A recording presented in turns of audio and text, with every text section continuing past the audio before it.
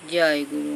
পরম প্রেমময় শ্রী শ্রী ঠাকুরের শ্রীচরণে আমার কোটি কোটি প্রণাম। ঠাকুর পরিবারের শ্রীচরণে আমার কোটি কোটি প্রণাম। সবাইকে আমার আনন্দিত জয় গুরু। আমি আপনাদের কাছে আজকে ইষ্টভীতি 30 দিনে পাঠানো হয় কেন এবং ইষ্টভীতির অর্ঘ্য দেওয়া নিয়ে কিছু আলোচনা করব। প্রতিদিন ইষ্টভীতি নিবেদনের সঙ্গে আরও একটি বিষয় আছে, সেটা হলো নিবেদন করা অর্ঘ্য প্রতি 30 দিনের দিন গুরুর কাছে পাঠানোর ব্যবস্থা করা। এটাও ইষ্টভীতিরই অঙ্গ। ঠিক 30 দিনে পাঠানো কেন? কারণ 30টি দিনের মধ্যে পূর্ণিমা, অমাবস্যা ইত্যাদি সবকটি তিথি একবার করে পড়ে। ফলে 30 দিনে অর্ঘ্য নিবেদনের এক একটা পর্ব পুরো হয়। আর এই জন্যে ইষ্টভীতির অর্ঘ্য হিসেবে টাকা রাখাটাই সবচেয়ে সহজ উপায়। কারণ টাকাকে 30 দিন জমিয়ে রাখলে তা নষ্ট পায় না।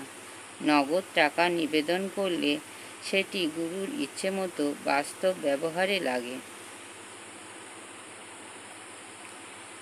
আবার পৃথিবীর যে কোনো প্রান্ত থেকে অর্ঘ্য পাঠানোর ক্ষেত্রেও তা সুবিধাজনক হয়। কিন্তু এই বিষয়টা ঠিক মতো না বুঝেই অনেকে প্রশ্ন করেন, ইষ্টভীতিতে অর্ঘ্য হিসেবে টাকা কেন নিবেদন হয়? ধর্মকর্মে আবার পয়সা করি কেন? ধর্ম তো খুব পবিত্র জিনিস। তাদের বলতে হয়, পবিত্র জিনিসের সঙ্গে পয়সার সম্পর্ক থাকা উচিত নয়, এমন ভাবনার কোনো যুক্তি নেই। এই যে বাবা মা এবং তাদের সন্তান, এ তো কত পবিত্র একটা সম্পর্ক। তাহলে কি সেই বাচ্চার জন্ম হওয়াতে হাসপাতাল বিনামূল্যে সেবা দেয়? বাচ্চার খাওয়া দাওয়া থেকে শুরু করে পড়াশোনা, বড় হওয়া, সমাজে সবটাই কি বিনামূল্যে হয়? তারপর এই বাচ্চা যেদিন বড় হয়ে বাবা মার দেখভাল করবে, সেটাও কি বিনামূল্যে হবে? হবে না তো। অথচ এই সব ক্ষেত্রে খরচ করাটা তো মানুষের কাছে খুবই স্বাভাবিক মনে হয়। সবাই তো আমরা আনন্দের সঙ্গেই টাকা দিই এই সম্পর্কগুলির জন্য। আর দিই বলেই তো তাদের ওপর টান বেড়ে আমাদের সম্পর্কের বাঁধন পোক্ত হয়। তাহলে যিনি আমার গুরু, যিনি আমার জীবনের দ্বারা, তার সঙ্গে সম্পর্ক গড়তে আমার পয়সা দিতে লাগছে কি লাগছে না তা দেখার দরকার কি? রোজ আমি তার ভোগের জন্য যা নিবেদন করছি, সেটা যদি সময় মতো তার কাছে আমি পৌঁছে দিতেই না পারলাম, আর সেটা যদি তার ইচ্ছে মতো বাস্তব ব্যবহারেই না লাগলো, তাহলে তো সেই ইষ্টভীতির কোনো মানেই থাকে না।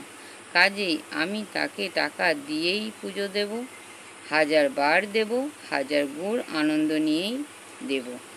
আর শুধু টাকাটাই বা কেন?